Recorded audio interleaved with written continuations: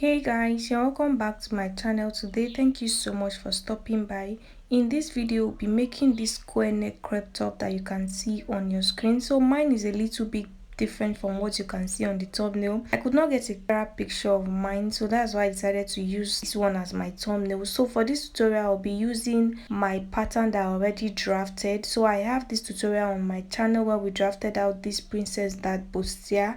In case you've not seen it, I'm going to leave the link in the comment section, so go ahead and watch it. We'll be using this pattern. We'll just modernize it a bit and use it to cut this top. So if you're interested, keep on watching and let's get started. So the length of my top is 19 inches. I'm going to leave the front like this.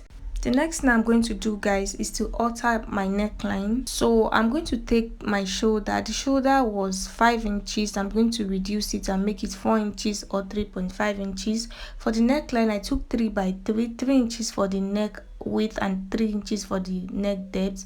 So still taking out that 3 inches, I'm going to go down for the depth. I'll go down by 6 inches, and then I'm going to come inward like this by 4 inches, and then I'm going to use my ruler to connect like this just to get a square neckline that you can see on the thumbnail. And then I'll go ahead and cut. So what I have on the shoulder is 3.5 inches and the depth of the neckline is 6 inches. So that is all for the front for now. For the back, I'm going to mark the shoulder of 3.5 inches and I'm going to cut out my zipper allowance. Because I'll not be needing the zipper allowance for this tutorial, I'll go ahead and connect my neckline to meet the 3.5 inches on the shoulder, and then I'll cut out like this. So for the back, I'll be adding loops. What I'm going to do is to go down from my neckline by 1 inch, and then I'll come inward on my chest line by 4 inches. Then I'm going to extend my dart leg to meet the 4 inches mark that I just made. After doing that, I'm going to curve from the 1 inch to meet my dart leg, and then I'm going to cut this out. I'm doing this because I want the back of my top to be opened. So the next thing I'm going to do is to take out 2 inches from the back because I don't want to add zip to this top. I want to add loops. So I'm going to reduce the back by 2 inches. I'll connect the dots into a straight line and then I'll cut out. So the next thing I'm going to do is to reduce the back of this top because I want the front to be longer than the back. I'm going to go ahead and label my waistline. So my waist point is 16 inches. For my waist point, I'll go down by 2 inches because I want the back of the top to be 18 inches long. So I'm going to mark 2 inches. I'll connect the dots together and then I'll cut out the excess pattern paper. So guys, that is all we have to do for the back. So the length of my back pattern is 18 inches. That's how long I want the back to be. So guys, these are all the patterns that I'll be needing for this tutorial. I'm going to go ahead and place my pattern on my fabric folded into 4. So I'll be using this chiffon fabric. Is 2 yards. I'll be needing my wadding and my stay. So my fabric is folded into 4 because I want to use fabric as my lining. So I'm going to go ahead and add half an inch to this bustier area and also on the base. I also went ahead to increase my center front by 3 inches because I want to add a Basque effect to the waistline.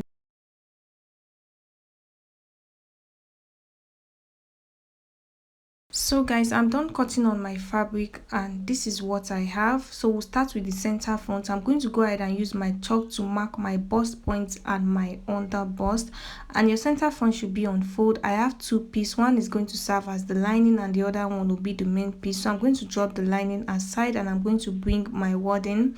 So I'm going to place the bust point. That is why I marked my bust point and my under bust. That is the only part I want to add this wadding to. I'm just going to go ahead and trace. So I went ahead to divide it by 2. You can just leave your own. You can make it just one piece, but this is just how I want mine. So for the side front also, I went ahead to use my chalk to mark out the under bust and the bust point. Okay, so I'm going to place this on my wadding folded into two, and then I'm just going to go ahead and cut just like you see me doing. I don't want to pad this too much, so that is why my pad is small. I'll go ahead and iron the pad to the wrong side of the fabric. I'll also iron my hairstay to the wrong side of the fabric. So for the back also, I went ahead to cut out 4 pieces, 2 pieces for the lining and 2 pieces for the main piece. So I'm going to go ahead and iron my hairstay to all my fabric. I'm not going to iron hairstay to the back though. So guys, I've gone ahead to iron hairstay to my front piece. I also went ahead to iron my pad before ironing my hairstay, and this is what I have. The next thing I'm going to do is to join the 3 pieces together. So remember, I extended my center front. I increased it by 3 inches, so I'm going to go ahead and mark the 3 inches using my chalk. So from that 3 inches is where I'm going to place my fabric and I'm going to sew. So let's head over to the sewing machine and I'll show you guys. So what I'll do is to turn my center front upside down just like you see me doing, and I'll mark out the 3 inches that I extended my fabric with. Then I'm going to place my side front on it like this, right sides facing each other. Remember, while cutting I added half an inch allowance to the bustier area, so I'm going to use the half an inch allowance to sew. So I'm going to mark the half an inch and I'll keep sewing and marking the half an inch. Then I'm going to follow the shape that I have on the center front, which is that bustier cut. So just look at what I am doing. I'm going to keep sewing like this using the half an inch till I reach the end. After doing that, guys, this is what we have for one side of the cup. For the other side, I'm going to sew from the armhole area. So I'm going to mark out what I have left on this shoulder area. I'm going to use my chalk to indicate that. From that point, I'm going to place the center front and I'll keep marking my half an inch. I'll keep sewing till I get to the end. So after doing that, guys, this is what I have. The next thing I'm going to do is to go ahead and iron the seam open.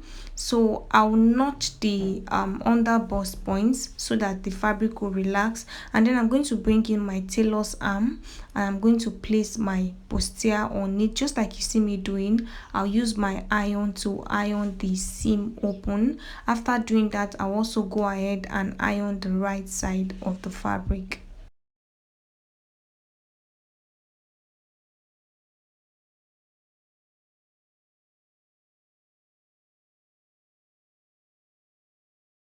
So guys, after ironing my seam open, this is what I have. So the next thing I'll do is to go ahead and join my lining the same way that I joined the main piece.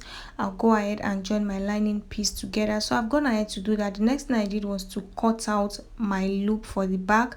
The length is 1.5 inches, so I'm going to fold it like this, and I'll fold this other side over, and then I'll fold everything over, and then I'm going to sew on a straight line.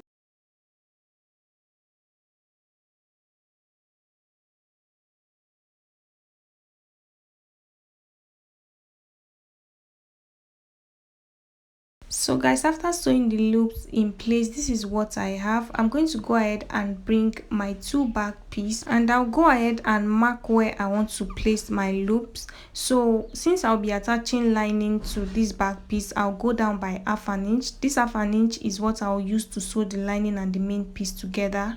From that half an inch, I'll go ahead and I'll mark 1 inch at different intervals.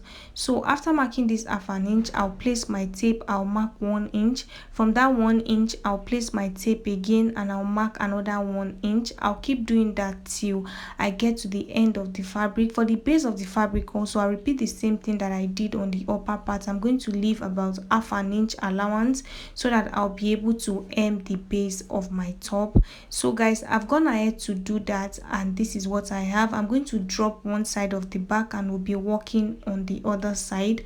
So for the loop, I'll go ahead and cut out 2 inches. That's how long I want the loop to be. You can do 1.5 inches, but I'm going to do 2 inches. I'll use this particular one to cut out the rest. So after counting, I need 9 inches for this particular part of the back, so I'm going to cut out 9 loops, and then I'm going to place the loop on the line. So I'll fold it over like this, inches, and then I'll place it on that mark where I chalked, and then I'll go ahead and sew. I'll keep sewing the loops on the line one after the other till I get to the end.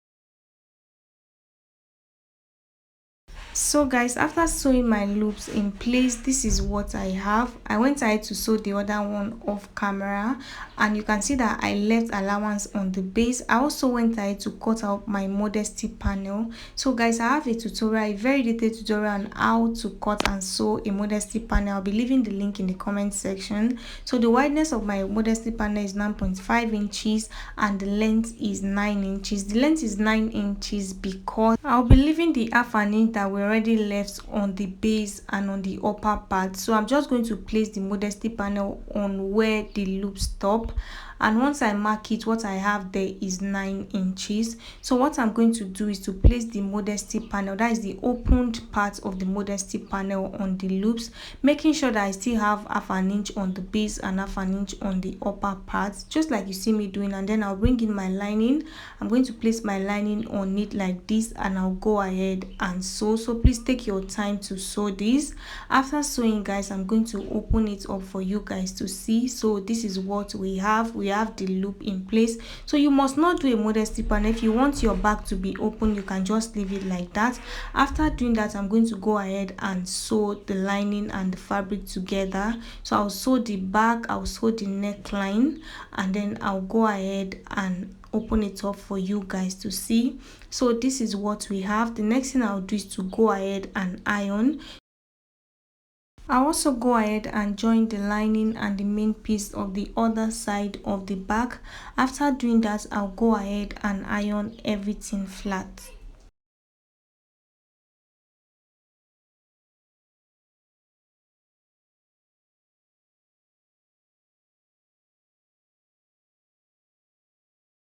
So guys, I'm done ironing, and this is what I have. The next thing I'll do is to create a channel for my boning. So I want to add boning to the loop area. This is optional. I'm just doing this because I want the loop area to be firm. So I'm going to go ahead and measure the boning. I'll be using this plastic boning. So I'll go ahead and measure how wide the boning is, and the boning is half an inch. So I'm going to make half an inch mark. I'll make it into a straight line just like you see me doing, and I'll go ahead and sew on a straight line. After sewing, I'll go ahead and pass my boning. So when sewing this line, don't sew it to the end of your fabric, just stop at where the loop stops, okay?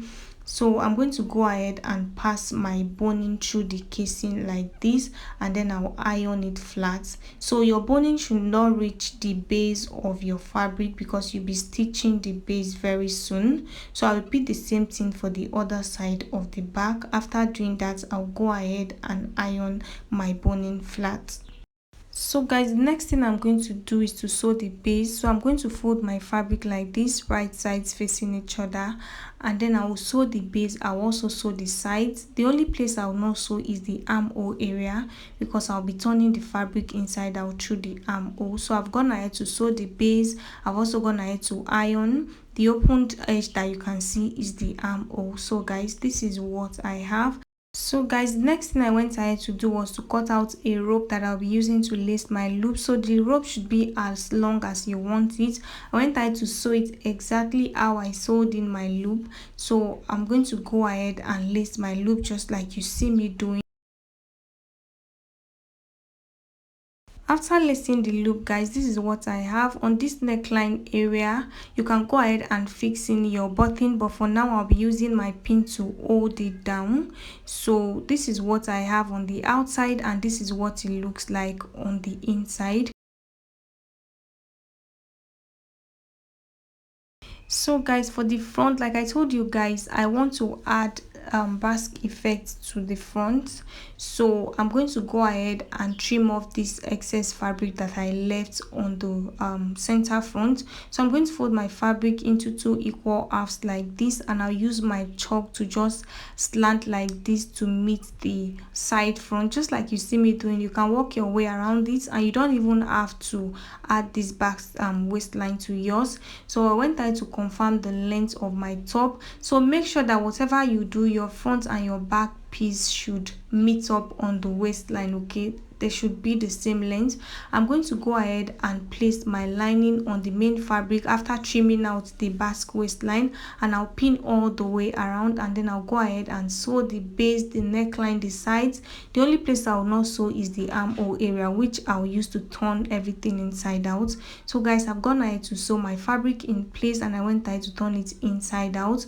What I'll do now is to place the front and the back piece together, right sides facing each other, and I'll pin my shoulders together. I'll go ahead and sew. I'll also go ahead and join the two sides using the stitching allowance that I left on. So guys, after joining the sides, I went ahead to trim the armhole. I went to open it up a bit because it became small after joining the sides. So the next thing I'll do is to cut my sleeves. So for the length of my sleeves, my fabric is 26 inches, and for the wideness, my fabric is 14 inches, meaning the whole wideness of the fabric is 28 inches, but since it's on fold, I have 14 inches on my table. So what I'm going to do is to open the base like this, and I'm going to create a channel for my elastic band to pass through. So I'll fold it like this, and I'll fold it over, and then I'm going to pass my elastic band through. So the one on the thumbnail is a band. If you don't want to pass elastic band through the base, you can go ahead and cut out a band. Then you are going to run a gather stitch on the base. After doing that, you sew the base to the band. I don't know if you understand. So I'm going to go ahead and fold the base like this. I'll sew on a straight line. After doing that, I'll go ahead and pass my elastic band through the channel.